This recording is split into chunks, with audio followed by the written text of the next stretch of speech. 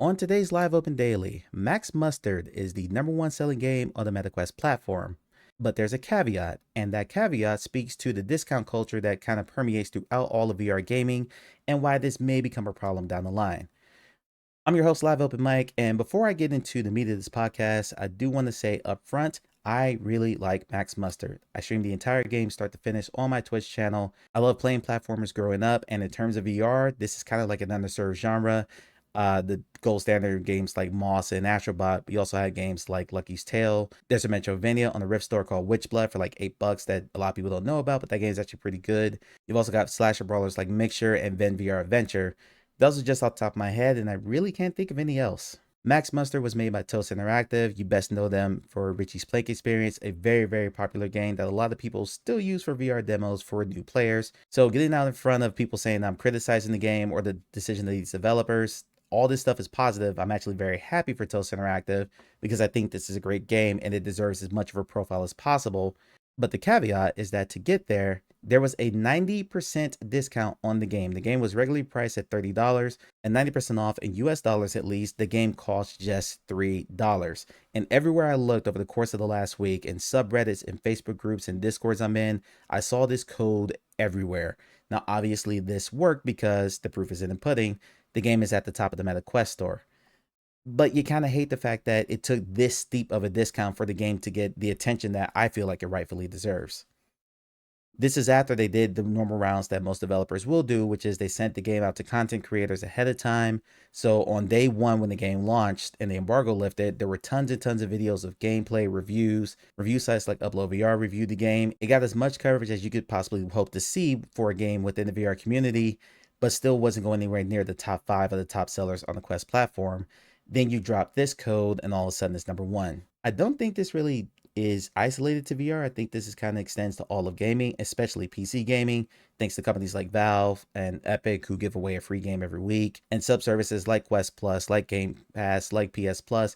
People have kind of been conditioned to look for a deal, and that kind of hurts new games that are coming out, especially indie games, which need to price themselves appropriately to be able to make a profit, but still set a number that will give players some perception of value. Because a lot of times when you look at the reaction to games on Discords and subreddits and communities where common gamers, the consumers, are talking about it, they might say something like, I don't know if it's worth it at price X for the amount of content that you get. That's a comment I see, especially about single player games, which Max Mustard is, all the time. This doesn't really apply to like multiplayer games or social games because generally those games are endlessly replayable. But if you're talking about a game that has a single finite campaign, now you're in the position of, and Max Muster is not an extraordinarily long game. It took about 5 hours to beat. Now you're in the position of people weighing how much they're going to get for their dollar. And I don't blame the consumer for that. I'm guilty of it as well. I have a whole section of my Discord that has all my MetaQuest referral codes. I buy game bundles from sites like Fanatical and Humble Bundle all the time. I'm always looking for a deal. I look for MetaQuest referrals myself when I look for new games. And I'll talk about the Quest referral system a little bit later in this podcast. But it puts developers in a bind, especially when they're trying to set their price. Just as a quick example, if you were looking at a game that cost $7.99 full price, and you were looking at a game that cost $10.99 full price, but once you get above $10 on the Quest store, you can actually apply a referral code to that. That's a rule with Meta. If a game costs less than $10, you can't get a referral code for it. So if a game costs $10.99, you get 25% off. Even though that final price is more than the $7.99, it's like $8.50, that still creates a perception of value to the buyer. So if you don't think that developers have made those decisions and talked about these things when they're pricing games, especially games that are going to price a little bit lower, you're playing yourself. This is something that absolutely happens. Even developers who are pricing their games a little bit higher are thinking about the fact that they did price over how much the discount is going to give them to be able to make their profit margins. They have publishers and investors and revenue expectations when they make games like this to be able to fuel their next project. So with the amount of discount culturing that's happening in VR right now, developers are now having to start to think about, well, most of my product is probably not going to sell at full price. So if it sells at 25% off, how many units do I have to sell to still make the margins that I need to make to be able to keep the lights on here in our business? And again, I'm going to reiterate, I am not putting this on the feet of Toast Interactive at all, nor am I blaming the consumer. I'm just trying to shine a spotlight on what I think is kind of like a cultural shift that's happened within the VR community, especially with the rise of the popularity of referral sites. If you spend any time on Facebook or subreddits, you will see groups dedicated in both of those platforms. Even in Discords, there are full channels dedicated, including on my own, To referral codes and discounts and sales and things like that. People are always looking for a way to save a buck. But it's gotten to a point where the majority of sales aren't coming at full value price. They're mostly selling at either 25% off if you're a Quest game, or if you're on Steam, almost every Steam game that comes out these days comes with a 10% off introductory value. So your game is immediately discounted right when it launches. That can start to create a mentality within the head of the consumer, people like me who are buying these games, that have to weigh, you know what, is the game really worth it at like $30? And they're making this decision based off of stuff like the trailer, stuff like the information about the game in the early access that content creators gave. And then they're going, you know what, I'm going to wait for a referral. The biggest selling window for new games within the first 30 days, and then it starts to slope off pretty drastically. And after 90 days, the sales really fall off a cliff unless you have something that really keeps people coming back. And I don't mean free to play games that constantly have new content coming in. That's a whole separate discussion. I'll talk about games that you have to pay for. If the game is not consistently getting updates to keep people coming back or new things to like push out there to advertise, their sales are going to drop off after that first 90 days when most of the community has moved on to the new hot flashy thing. Especially on the Quest platform, there aren't a lot of games that have a lot of staying power. If you look at the top selling games on the Quest platform on any given week, you're generally going to see at least the same, I'm going to say 5 to 6 games. And occasionally in a week or two, for, you know, a period of about 3 to 4 weeks, you might see a new game crack the top 10, but they'll quickly fall off. Games like Iron Man VR did really well. Arizona Sunshine 2 cracked the top 10. Asgard's Wrath 2, even though that game was coupled with Quest 3, people who had Quest 2s, which is a bigger base, had to buy that game. That game cracked the top 10 for a while and then slid right out. But in general, I'll read the top 10 list for you right now. The top 10 sellers on Quest right now are number 1, Max Mustard, followed by Beat Saber, Blade and Sorcery Nomad, Job Simulator, Among Us VR, Bone Lab, Pavlov's Shack, Thrill of the Fight, Waltz of the Wizard, and Shaven Stuff. The only 2 relatively new entries on that list are Shaven Stuff, which came out I think a couple of months ago, and Max Mustard. The other games, Beat Saber, perpetually in the top 10, Blade and Sorcery, always in the top 10, Job Simulator, Among Us, always in the top 10. The most recent single player game on this list that had any kind of staying power was Bone Lab, and that game came out almost 2 years ago now, September 2022.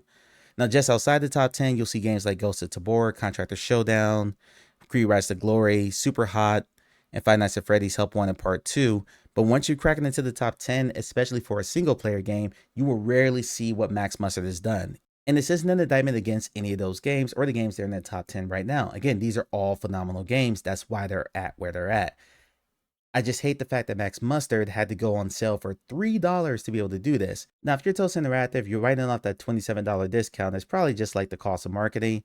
And if you come back in units sold, you're probably making more than you would have if you sold the game at full price. For instance, if you sold, let's say 100,000 units at $3 a pop, that's $300,000 in revenue minus Meta's 30% cut. But if you sold the full price of the game at 30 bucks, you only need 10,000 units to sell that many.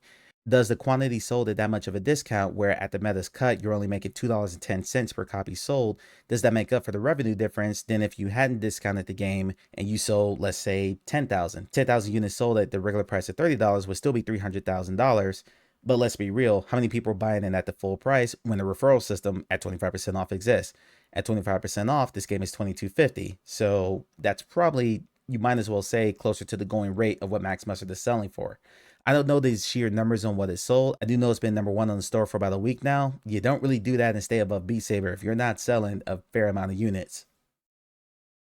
I'd be curious, and I doubt we ever find this out. I doubt Toast ever put these numbers out there. If they're making more money at 10% of their MSRP than if they're selling the game at full price. As for the referral system, again, this is something that I've taken advantage of, so I'm not denigrating this, but it does serve to create a mentality within the VR community, particularly on the Quest platform, of a game's perceived value. I know when Arizona Sunshine 2 was first priced at $50, a lot of people were looking at how much value they were going to get for that, especially when it came out that the single player campaign could be done in less than 6 hours. Now, Arizona Sunshine 2 does have a horror mode that they've been regularly updating with new maps and new content to try to raise the value and replayability of that game, but there were a lot of people who, when they saw $50 and knowing the campaign was a little bit shorter without knowing any of that other stuff, still balked at the price and say, you know what, at $50 it's not worth it, I'm going to wait for a discount.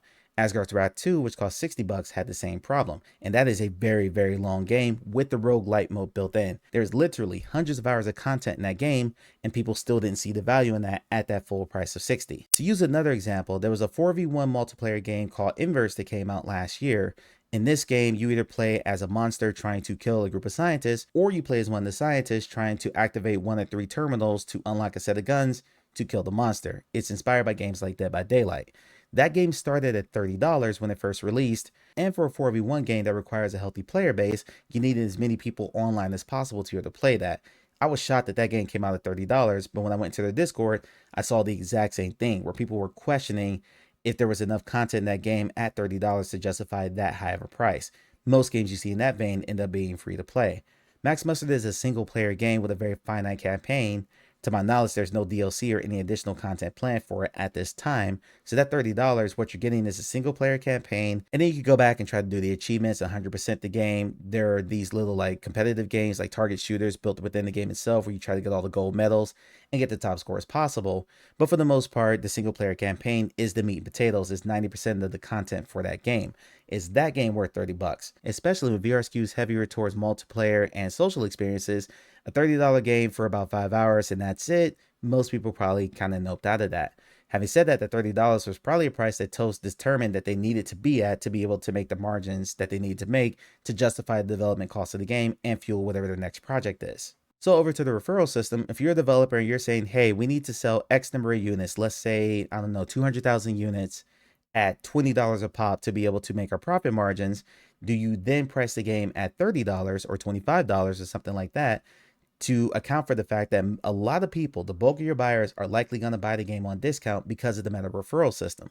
Or you'll see games like Inverse take a permanent price cut because the perception of value to the consumer was not there. Inverse started at $30, now it costs just $10. And that price drop is not isolated to Inverse 2. Moss Book 2 is another example. That game started at $40 when it first came out. I think it stuck at $40 for about the first 9 months or so of its release. It now costs $30. There's another game called Apex Construct from Fast Travel Games. That game is several years old now.